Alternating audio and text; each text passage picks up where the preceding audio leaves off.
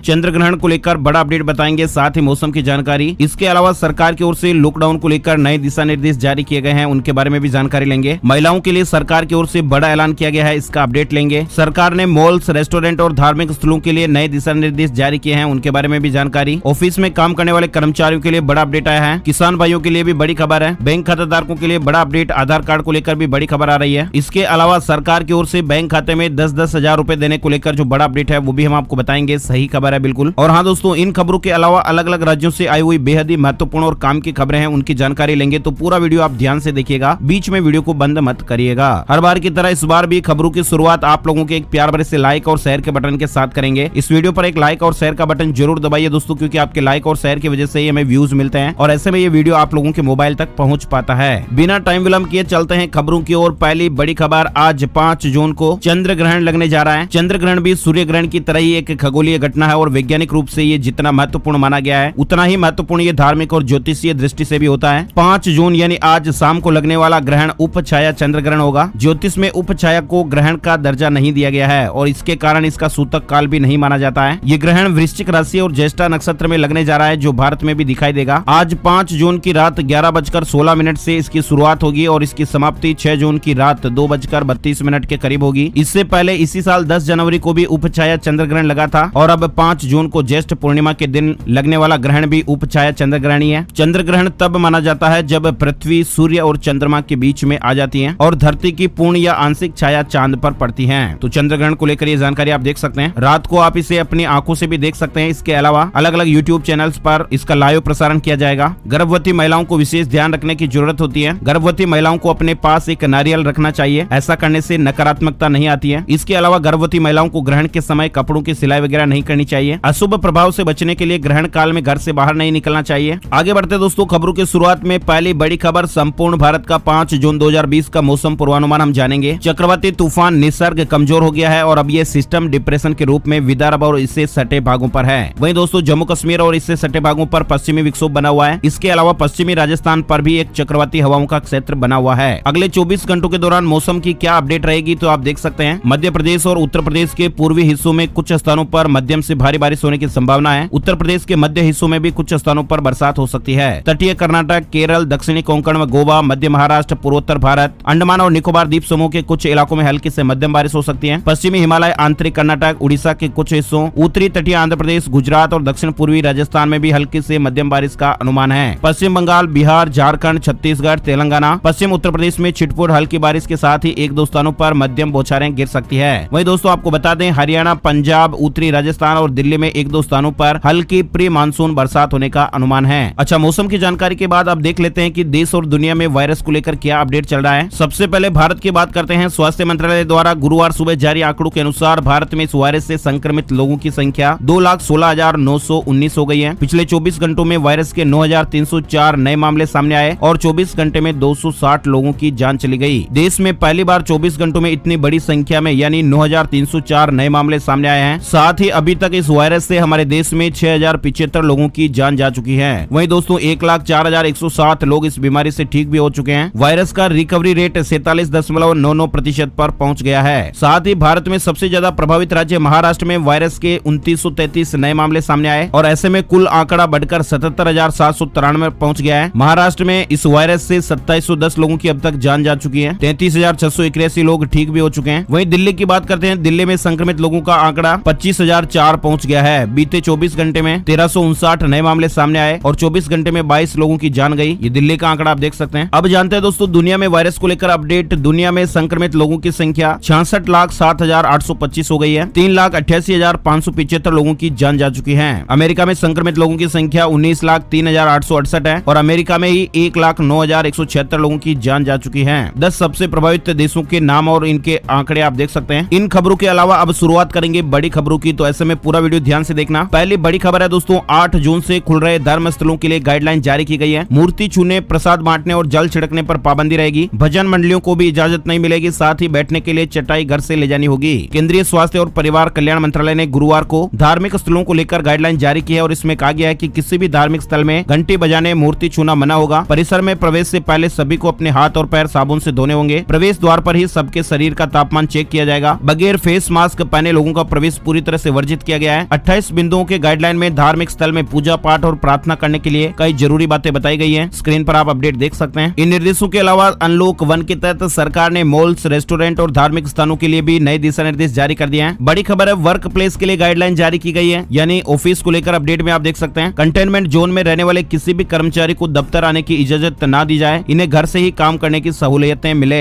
Mission unlock 1 के तहत केंद्र सरकार ने गुरुवार को कार्यालयों में कामकाज के लिए भी गाइडलाइन जारी कर दी है। स्वास्थ्य एवं परिवार कल्याण मंत्रालय द्वारा जारी गाइडलाइन के मुताबिक गर्भवती महिलाएं, 65 साल से ऊपर के लोग और ऐसे लोग जिन्हें पहले से ही गंभीर बीमारियां हो, उन्हें काम पर जाने से बचने की सलाह दी गई है। कहा गया है कि मैनेजमेंट ऐसे लोगों को वर्क फ्रॉम होम की सहूलियत दें। इसके अलावा कार्यालयों के लिए जो गाइडलाइन जारी की गई है उनकी जानकारी भी आप बिंदुओं में देख सकते हैं। 26 बिंदु आपको बताए गए हैं। इस वीडियो को थोड़ा सा रोक करके आप ये पूरी जानकारी ले सकते हैं। अच्छा, अगली बड़ी खबर, उत्तराखंड सरकार की ओर से बड़ा ऐलान किया गया है। कोरोना से जान चली जाती है तो आश्रित को मिलेंगे 1 लाख रुपए। उत्तराखंड के मुख्यमंत्री त्रिवेंद्र सिंह रावत ने गुरुवार को कहा कि राज्य के कोरोना वायरस से संक्रमित व्यक्ति की जान चले जाने पर उसके आश्रित को 1 लाख रुपए की सहायता राशि दी जाएगी। वहीं बड़ी खबर आ रही है, लॉकडाउन के दौरान हुई टिकट बुकिंग के 1885 करोड़ रुपए रेलवे ने यात्रियों को लौटा दिए हैं। भारतीय रेलवे को लेकर ये जानकारी आई है। रेलवे ने कहा कि लॉकडाउन के दौरान बुक किए गए टिकट को रद्द करने के एवज में यात्रियों को 1885 करोड़ रुपए वापस कर दिए गए हैं। रेलवे ने टिकट खरीदने में लगी पूरी राशि लौटाई है, यानी टिकट बुक करते समय जिस खाते से भुगतान हुआ था उसी खाते में राशि भेज दी गई है। बड़ी खबर आ रही है, बदल सकते हैं ड्राइविंग लाइसेंस और गाड़ी रजिस्ट्रेशन के नियम, सरकार कर रही है तैयारी। लॉकडाउन की वजह से देश में कई नए बदलाव किए जा रहे हैं। इसी कड़ी में आने वाले समय में ड्राइविंग लाइसेंस और नए वाहनों के रजिस्ट्रेशन से जुड़े नियम बदल सकते हैं। दरअसल केंद्र सरकार ने मोटर वाहन अधिनियम में संशोधन के लिए मिले प्रस्तावों पर सभी हितधारकों से सुझाव मांगे हैं और सरकार इस बात पर जोर दे रही है कि संशोधन की प्रक्रिया अगले कुछ महीनों में ही पूरी कर ली जाए। सरकार ने इस संबंध में एक नोटिफिकेशन जारी किया है। ड्राइविंग लाइसेंस पर भी सुझाव मांगे गए हैं। नए वाहनों के रजिस्ट्रेशन, पुराने वाहनों को वापस बुलाने और ड्राइविंग लाइसेंस को लेकर सुझाव मांगे गए। वहीं बड़ी खबर आ रही है, टेक्नोलॉजी का कमाल देखिएगा। अब जोमेटो, स्विगी और डुंजो फूड सहित अन्य सामानों की ड्रोन से होगी डिलीवरी। डीजीसीए से मिली टेस्ट की अनुमति। Food delivery startup Zomato, Swiggy और डुंजो अब आपके सामान की डिलीवरी ड्रोन के जरिए करेगी। दरअसल नागरिक उड्डयन महानिदेशालय ने स्विगी, जोमेटो और डुंजो को भारत में ड्रोन के माध्यम से सामान डिलीवर करने के लिए ड्रोन टेस्ट करने की अनुमति दे दी है।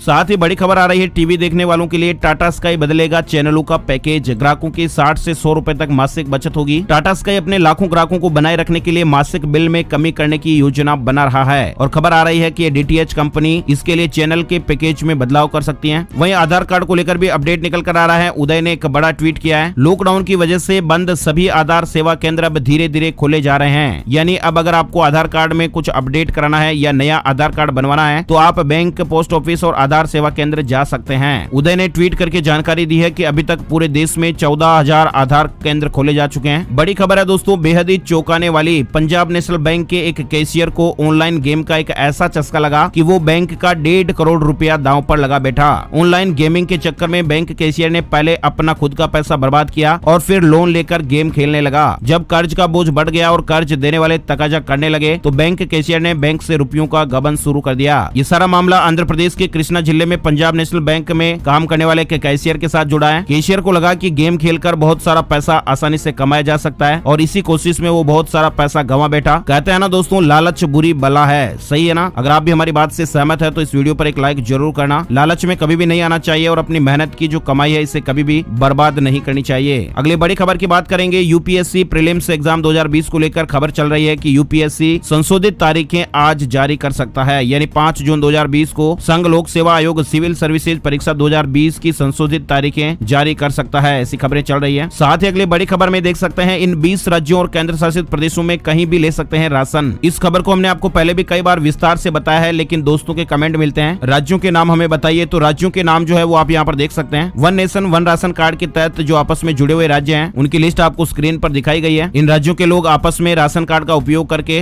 राशन ले सकते हैं, यानी गुजरात का राशन कार्ड वाला आदमी हरियाणा में राशन ले सकता है, हिमाचल प्रदेश वाला झारखंड में ले सकता है, हरियाणा में ले सकता है। तो ये आपस में राज्य जुड़ गए हैं और इसी को one nation one ration card यानी एक देश एक राशन कार्ड योजना कहा जा रहा है। अच्छा, बड़ी खबर है दोस्तों, पेटीएम ऐप को लेकर आई है। 225 रुपए का कोविड-19 इंश्योरेंस आपको मिलेगा। 2 लाख रुपए तक का कवर इसमें मिल पाएगा। पेटीएम ऐप ने रिलायंस जनरल इंश्योरेंस के साथ मिलकर कोविड-19 इंश्योरेंस पॉलिसी की शुरुआत की है। ये पॉलिसी 225 रुपए की है, जिससे 2 लाख रुपए तक का आपको कवर मिलेगा। ये पॉलिसी कोविड की जांच और प्रभावित पाए जाने पर आपके 14 दिन के क्वारंटाइन को कवर करेगी और ये पॉलिसी पॉजिटिव को 100% तक कवर करेगी। ये पॉलिसी 3 महीने से लेकर 60 साल के बीच के व्यक्तियों व्यक्तियों को कवर करेगी, जिसमें 25,000 रूपए से लेकर 2 लाख रूपए तक के बीमा राशि के कई ऑप्शन दिए गए हैं। इस पॉलिसी को आप कैसे खरीद पाएंगे, इसकी जानकारी भी आपको स्क्रीन पर दिखाई गई है। बड़ी खबर, उत्तर प्रदेश की 1 करोड़ महिलाओं के लिए बड़ी खुशखबर आ रही है। सभी को मिलेगा रोजगार। गाँव में स्वयं सहायता समूह के माध्यम से तेजी से महिलाओं को रोजगार से जोड़ा जा रहा है। लगभग 1 करोड़ महिलाएं रोजगार से जुड़ने वाली है और जल्दी इस लक्ष्य को हासिल किया जाएगा। उत्तर प्रदेश को लेकर यह अपडेट था। हुनर के हिसाब से सभी महिलाओं को रोजगार दिया जाएगा, इस तरह का अपडेट है। वहीं बड़ी खबर, करदाताओं की वित्तीय कुंडली होगा फॉर्म 26 AS। 50,000 रूपए से अधिक के खरीद और फरोख्त की जानकारी देनी होगी। करदाताओं के लिए आयकर विभाग से अपनी खरीद फरोख्त छिपाना अब आसान नहीं होगा। आयकर विभाग ने इस साल फॉर्म 26 AS का नया वर्जन लागू कर दिया है। यानी इस फॉर्म में करदाताओं की तरफ से 50,000 रूपए से अधिक के सभी प्रकार के लेन देन, निवेश और खरीद और बिक्री की जानकारी देनी होगी। बैंक में जमा की गई राशि से लेकर शेयर बाजार में लगाई गई रकम का भी पूरा ब्यौरा इस फॉर्म में देना होगा। यानी किसी भी प्रकार के वित्तीय विवाद की भी जानकारी इस फॉर्म में देनी होगी। हर 3 महीने पर फॉर्म 26 AS प्राप्त जानकारी के आधार पर अपडेट होता रहेगा और इस फॉर्म में करदाताओं के मोबाइल नंबर, आधार नंबर और ईमेल ID भी रहेंगे।